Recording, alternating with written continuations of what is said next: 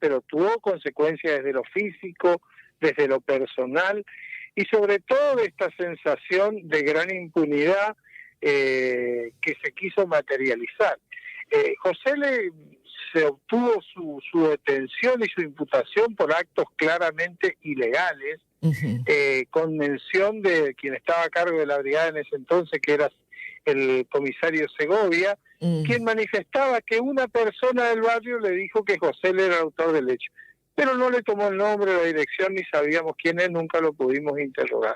Y luego de eso y de tu detención comenzó un verdadero viacrucis de José Andrés Altamirano, que consistió en delitos contra la integridad sexual cometidos en los lugares de alojamiento, pero aparte hubo un hecho que fue público, que fue la exposición de una supuesta confesión de parte de José L. Totalmente golpeado. Acabamos de pasar el video también, Fue terrible porque sobre esa causa, sobre ese hecho que genera una causa de apremios y torturas, nunca hicieron lugar a las denuncias para que se investigue quiénes fueron los autores de ese hecho, sino que lo que querían era una imagen que impacte en la comunidad, donde supuestamente a quien ellos achacaban de autor terminaba reconociendo el hecho.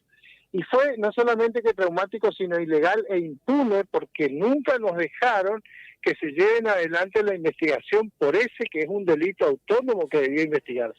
Y es más, tal ilegal e irregular fue ese hecho que no fue incorporado como prueba al debate. El video de las torturas con un ojo reventado, José L., que lo acabamos de pasar, eso no incorporó la justicia a la causa. ¿Quién fue el fiscal? ¿Era el doctor Gustavo Smith? El fiscal de Cámara era el doctor Gustavo Smith, sí señora, él era el fiscal de Cámara. Y tuvo una primera intervención que luego pasó a la fase del gobierno provincial, que era fiscal, ahora no me acuerdo. Buenaventura Duarte. Buenaventura Duarte tuvo una intervención inicial y luego terminó recayendo la investigación en el doctor Robinó y la doctora González Cabaña. Pero fue extremadamente grave la situación de ese momento. Tal es así que nos contaban una historia de que en una motocicleta en la que iba el acompañante José L., saltó de la motocicleta con un arma y provocó lesiones o intentos de robo. Se secuestró la motocicleta y el arma blanca. Mire, yo vine batallando por esa situación desde el primer momento y en el debate se reconoció que esa no era la motocicleta que actuó en el hecho, ni las heridas eran compatibles con el cuchillo que secuestraron. Y le devolvieron en el mismo acto de debate a la familia la moto y el cuchillo, pero no obstante ellos avanzaron con una condena. 3 veces llevaron a la novia del chico que fue víctima para que lo reconozca. 2 de ellas de manera ilegal. En las 3 oportunidades la chica dijo que esa no era la persona que formó parte del ataque. Pero siguieron sosteniendo esa acusación porque querían dejar firme lo que fue un hecho ilegal, pero que a la vez, si se lograba la inocencia, podía traerle consecuencias severas a todo ese sistema perverso de investigación que acercaba pruebas a la fiscalía y a los jueces que eran completamente ilegales y en muchos de los casos sembradas. Y en el debate, donde sí intervino el doctor Gustavo Smith, en varias oportunidades se me negó la posibilidad de formular determinadas preguntas, no se me hacía lugar y se me impedía, lo que motivó que el dictamen del Procurador General de la Nación, cuando hace lugar a la queja que interpongo y que en su dictamen es bastante categórico sobre la forma en la que se investigó y además la forma en la que se llevó adelante todo el proceso de debate, el dictamen del Procurador General de la Nación que aconseja a la Corte revocar esta sentencia y dictar una nueva con la absolución, es lapidario porque tiene en cuenta todo el proceso irregular de investigación y además la forma en la que no dejaron actuar a esta defensa en el debate oral y público, del cual sí, como usted bien dice, el doctor Smith era el fiscal de Cámara. Qué vergüenza. Doctor, ¿cómo le va? Buen día, Horacio. En este caso, hola Horacio, ¿cómo estás? ¿Nos recuerda quiénes integraban el Tribunal Penal 2 de aquel entonces que lo condenó? El Tribunal Penal 2 en esa oportunidad estaba presidido por el doctor Ascona. Ascona. Y de vocal estaba la doctora Morilla y el doctor, ¿cómo era el que mencioné que profesor de la facultad? El que era juez correccional. A ver. Cocha, el doctor Cocha. Doctor Cocha era un vocal, la otra vocal era la doctora Morilla y el presidente del tribunal era el doctor Ascona. ¿Ellos son los que lo condenan a José L. a 22 años de prisión? Ellos son los que lo condenan por homicidio a José L. a la pena de 22 años de prisión. Ajá. Luego yo interpongo recurso de casación ante el Superior Tribunal de Justicia, confirman la sentencia, interpongo el recurso extraordinario federal, me declaran inadmisible y voy en queja a la Corte Suprema de Justicia. Esa queja es atendida en función del dictamen del Procurador General de la Nación y luego la sentencia que ordena la absolución por unanimidad de la Corte. Todos los miembros de la Corte votaron de forma unánime, haciendo lugar al recurso de queja y ordenando al Superior Tribunal de Justicia que se revoque la sentencia condenatoria y que se lo absuelva a José Andrés Altamirano. Y ahí interviene otros jueces ahí. Claro, porque se manda la Corte Suprema de Justicia notifica la sentencia al Superior Tribunal de Justicia de Corrientes y el Superior Tribunal de Justicia de Corrientes reenvía al Tribunal Oral Penal número 2 que lo había condenado para que dicte la nueva sentencia que ordena la Corte. A ver, y ahí es que interviene el nuevo Tribunal Oral Penal, porque ya en ese entonces estaba jubilada la doctora Morilla y el doctor Cocha, pero sí estaba en funciones el doctor Ascona, que fue quien presidió aquel debate, ¿no? Pero te pregunto, ahora, me dicen que el nuevo tribunal puede ser que haya quedado conformado por María Eugenia Sierra de Simoni como vocales los doctores Gustavo Sánchez Mariño y María Herminia Puig. No. Bueno, esos fueron los que intervinieron en subrogancia del Superior Tribunal de Justicia cuando yo fui en recurso extraordinario. ¿Y ellos qué hacen? ¿Ellos lo liberan de... ¿Ellos qué? Claro, ellos, era una tarea meramente formal la que llevaron adelante. Bien. Porque lo que tuvieron que hacer es darle forma a la sentencia que ordenó la Corte de absolver a José Andrés Altamirano. La Corte ordena que la provincia absuelva, entonces el superior remite al Tribunal Oral Penal 2 para que el Superior Tribunal número 2 lo absuelva a José Andrés Altamirano. Y ahí lo absuelven. Y José le es ante la sociedad inocente. José fue siempre inocente porque nunca estuvo la sentencia. No, pero después firme, después de esto es completa y absolutamente inocente, porque no porque yo lo diga o lo sostenga con mucho énfasis, sino porque la valoración probatoria que hace el máximo órgano del Estado argentino, que es la Corte Suprema de Justicia, así lo dice, porque previo a fallar, la Corte Suprema de Justicia solicitó la remisión de todos los cuerpos del expediente. Yo no me acuerdo ahora cuál era la cantidad, pero era un expediente bastante voluminoso que hizo que, bueno, se remitan todas esas actuaciones para el análisis de la Corte Suprema de Justicia de la Nación. Hermindo, querido, y contame una cosa. ¿Qué pasó con cuando él es violado y empalado por la brigada? ¿Nadie hizo nada, Hermindo? Recordame, por favor. Bueno, en esa oportunidad nosotros interpusimos...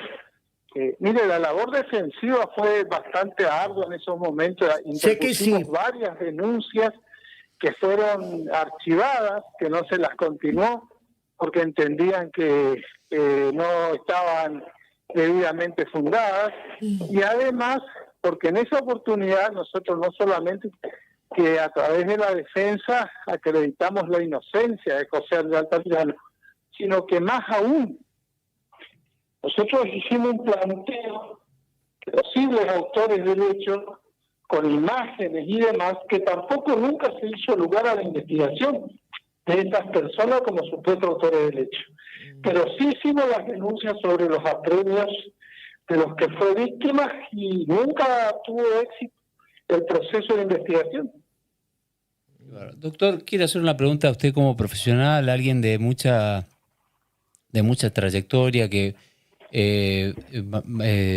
estuvo en casos difíciles recientemente, el caso de Lautaro Rosén, donde un fiscal decidió no acusar, ¿no?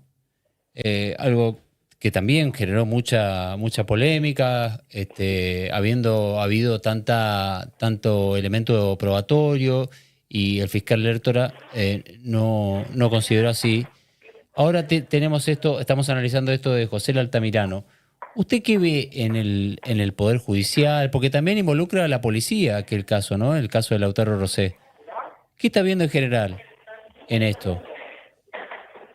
Mire, yo lo que veo es que hay determinadas oportunidades o momentos institucionales donde pareciera ser que el control de los de los auxiliares de justicia que llevan adelante la investigación se torna anárquica, y los mismos llevan adelante procedimientos reñidos con lo legal, y con el afán de obtener o de dar alguna respuesta a la sociedad o a los fiscales o a los jueces, terminan construyendo evidencia o prueba de manera ilegal o inexistente, y para ello recurren a metodologías como el apremio, la tortura, o simplemente la incorporación de manera legal o arbitraria de pruebas a los expedientes. Y ocurre que esos sectores de la investigación tienen un poder meridiano, a la luz de que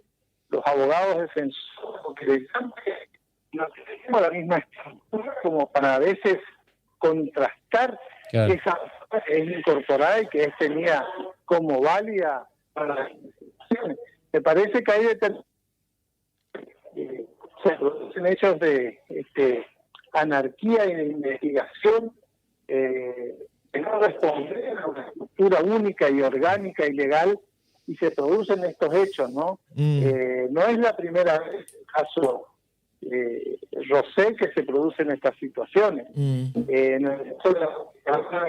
Ay, no, espera, Armindo, porque te estoy perdiendo, no sé si estás, a ver si podemos, porque te tengo en la calle, seguro, así que aguantame, sí. A ver si lo escuchamos bien, Armindo. Ahí, Armindo, a ver. Ahí me escuchas. Ahí te escucho. Bueno, lo que yo digo es que hay momentos de la historia de las investigaciones donde los elementos encargados de la misma adquieren un ribete de anárquico, pareciera ser sin conducción, y comienzan a llevar adelante actos reñidos con la ley a fin de aportar elementos de prueba y dar por respuesta a hechos que en principio son graves para la comunidad. Por ejemplo, ¿a qué te referís? Espera, ¿a qué te referías? ¿A la brigada? ¿Quiénes son los que realmente aportan? Acá hay instituciones o sectores o grupos policiales que son creados con muy buena intención a fin de dar prevención y demás al delito, que después no responden a los mandos correspondientes y que tienen que ver con la ley, y terminan cometiendo hechos que son verdaderamente graves. Yo creo que el caso Rosé es un caso emblemático de lo que digo. ¿Por qué? Porque han tenido una intervención que, si bien pudo haber sido de inicial de manera legal, que fue tratar de prevenir un hecho que ocurrió en la explanada del puente, luego, cuando detienen o están próximos a los que están sospechados de ese hecho, esos miembros de la policía que fueron condenados deciden pasarse a la clandestinidad, llevando adelante hechos de apremios y de incumplimiento de deberes de funcionario público y de abandono de personas, al punto tal que no ponen en conocimiento de nadie de esa actuación que tuvieron en ese lugar con la detención de una persona. Deciden golpearlo, sacarle fotos, mandar a la casa, y que no quede registro absolutamente nada. Entonces ese es un hecho anárquico, ese es un hecho ilegal, es un hecho que no responde a una conducción ni lógica del entendimiento de una investigación. Más grave aún, doctor, es que todo siga como está y que no se activen los resortes como para enmendar, corregir, o hasta, de ser necesario, destituir a las personas que no cumplen con lo legal. Porque usted dice actos reñidos con la legalidad. Sí, es que estos hechos, en el caso Rosell, quedó claramente acreditado así con la sentencia condenatoria. Cometieron un delito, en vez de prevenir, cometieron un delito. Una cuestión que hubiera sido muy sencilla, que era simplemente iniciar una actuación prevencional y notificar a prefectura, por ejemplo, que había un pibe en el agua que no sabía nadar. Con esa situación se salvaba absolutamente todo, de toda tramitación que pudieran, que se lleva adelante luego. Lo que ocurre es que nada de eso se materializó, decidieron irse del lugar sin lograr ningún tipo de actuación, y fue la madre, 24 horas después, quien a través de una denuncia logra que se comience a investigar sobre esa desaparición, y luego nos encontramos con toda la situación que se provocó, que está debidamente acreditada.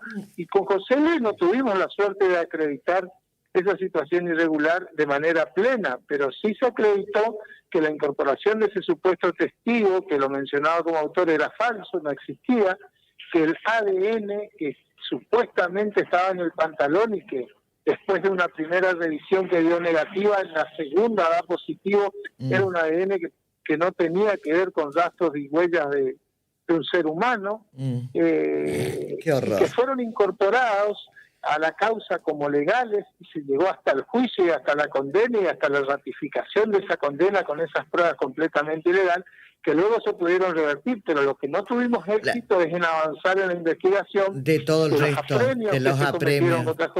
Y todo esto estuvo, vos hablabas de un comisario Segovia de la brigada. Sí, esto estuvo, sí. Toda esta investigación mal hecha, con toda esta situación, estuvo a cargo de la brigada de investigaciones de la policía en ese momento, en el año 2015. Aparte del comisario Segovia, ¿se sabe quiénes son los que realmente torturaron? Porque José no se acuerda, dice, si les veo la cara los reconozco, pero... Sí, lo que pasa es que estos actos donde la policía decide pasar a la clandestinidad y cometer estos actos dejan muy poca huella, por eso es que se necesita, cuando en su oportunidad pusimos en conocimiento de estos hechos, que toda la estructura del Estado se ponga a trabajar para poder determinar estas identificaciones. Si nosotros no contamos con una estructura del Estado que nos acompañe en la investigación, es muy difícil determinar quiénes fueron los que formaron parte de estas agresiones tan terribles, porque si usted mira el video,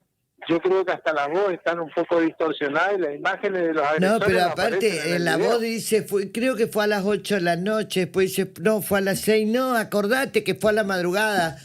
El testimonio en la brigada en ese momento, de que parece que el que filmaba era el comisario Sosa, o el que lo entrevistaba era el comisario Sosa, está totalmente inducido José L., ¿no? Y no está en su... No, pero aparte, no solamente que inducido, sino en esas condiciones no puede ser tenida en cuenta como una declaración por varios motivos. Primero, porque no están las condiciones de garantía que establece el Código Procesal ni la Constitución para tomar una declaración de imputado, y en segundo lugar, que la Constitución tampoco autoriza la autoincriminación. Pero yo creo que no apuntaba a ninguno de esos objetivos ese hecho clandestino de tortura del que fue víctima José Andrés Altamirano, sino que apuntaba a que la sociedad, a través del impacto de esa noticia de que Altamirano reconocía el hecho, terminen convalidando todos los actos ilegales que fueron cometiendo durante toda la investigación. Ahora, hay una cosa que es el corolario de todo esto, es que José L.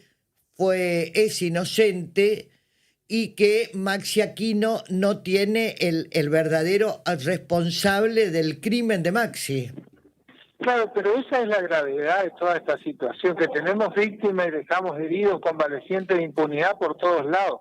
Yo ya decía en un primer momento, cuando condenaron a José L., que era una condena injusta y que José L. era inocente, pero que denotaba la necesidad del dictado de esta sentencia para transmitir a la sociedad un poco de paz. Tal es así que la novia de José L. hablaba de 2 atacantes, pero ellos, con la condena de José L., que fue ilegal, ya se quedaron conformes y nunca investigaron al segundo atacante. Y ahora que la justicia determina la inocencia de José L., nos quedamos completamente en una situación de impunidad sumamente grave, de un hecho terrible, donde 2 personas atacan al pibe estudiante, le provocan lesiones de naturaleza que luego le termina producen la muerte, lo matan, claro. lo asesinan de manera brutal. O sea, un hecho terrible por una defectuosa investigación y por encubrimiento. El único objetivo al que se arriba es a la impunidad, que es aún más grave porque tenemos a José L., que termina siendo víctima de un sistema y de una violencia institucional feroz, y de toda la familia Aquino con la violencia también institucional de no investigar y de lograr la impunidad de los autores, ¿no? Hay una cuestión, doctor, con el testimonio clave que era el de Melissa Rúa. ¿Digo bien el nombre de la chica? Sí. Esa era la chica que acompañaba a Maxi Aquino en esa oportunidad. Que dijo que no era Maxi. Que era considerada una testigo clave y se tomaba su declaración como que había identificado a José Altamirano como el presunto agresor. En ninguna de las 3 reconocimientos que se le hicieron lo reconoció a José L. Es más, en la misma sala de audiencia, a pedido del doctor Smith, que cuando la interrogaba le preguntó que mire en la sala de audiencia y en el banquillo si la persona que está ahí es la persona que agredió a Maxi Aquino. Obviamente yo me opuse a ese reconocimiento porque es un reconocimiento impropio. Bueno, siempre hay mucho fundamento por cual no hacerlo de esa manera, pero no se me hizo lugar y se le ordenó que la chica reconozca si está la persona ahí que atacó a Maxi Aquino. ¿Y qué contestó? Y la chica se tomó, que asesinó a Maxi Aquino, ¿no? La chica se tomó un buen tiempo para examinar a todos y dijo, no está acá la persona que agredió a Maxi Aquino. No está acá, dijo. No está acá la persona que agredió a Maxi Aquino, o sea que con todos esos elementos igual se avanzó y así en lo una condena y de la naturaleza. Hermano, ¿de quién estamos, Hermano, ¿de quién estamos, Hermano, ¿de quién estamos? No vuelvo a decir que es todo general y todo bli, bli, bli, bli, porque no es así, No es así. Hermindo, gracias, te mando un abrazo fuerte. No, un beso grande, que esté bien todo, gracias y disculpen la demora y demás. No, por favor, gracias. Contame rapidito, tengo un mensaje, dame un minuto, por favor, ya me voy, ya decirle a que me voy. Un mensaje de una oyente, Mari, que dentro de los muchos que llegaron. Buenos días al equipo de la radio. Me conmovió mucho el caso de José L. Altamirano que acabo de oír al aire y quería colaborar desde mi lugar como profesional de la salud mental. Soy licenciada en psicología y me gustaría ofrecerle mis servicios de tratamiento terapéutico, sin costo alguno para acompañarlo en este proceso. Si la producción tiene el contacto con la familia, les agradecería que les pasen mi número. Atentamente, licenciada Nazarena Roselio Lenore Medina. Muchas gracias, licenciada, muchas gracias por todo, muchas gracias. Muchas gracias por todo esto, todos los mensajes. Y quiero decir algo porque dice que el diario Época publica una nota que fue exclusiva nuestra con el gobernador de la provincia que hablaba del espacio de la memoria. El espacio de la memoria son 3 parcelas que dividen el Regimiento Nueva Infantería. Estoy acostumbrada a que el Época y otros no mencionen las fuentes, pero bueno, es así. El gobernador habla en exclusiva allí, ayer, ahí, el espacio de la memoria, el Regimiento Nuevo está dividido en 3 parcelas. La parcela que no se toca es la del espacio de la memoria. Nos vamos, Horacio Facundo Ramírez Verdaguer. Bueno. Hoy a las 22 horas, por la sintonía de 21 de Gigaret, Sin Freno. Vuelve Sin Freno. Y a las 23, en la sintonía Flow. Así que los que tienen Flow nos pueden ver a las... Y en todas las redes sociales. YouTube, nuestro canal de YouTube. Sin Freno _ok. Ahí nos puede ver. También en Sin Freno. Estoy hecha percha para hacer el primer programa de televisión de Sin Freno. Hecha percha. Muy fuerte. Bueno, vamos a ver cómo sigue todo esto. Que tengan ustedes un lindo día. Nos encontramos mañana a las 9. Lo fabrica para ti. Qué guapo.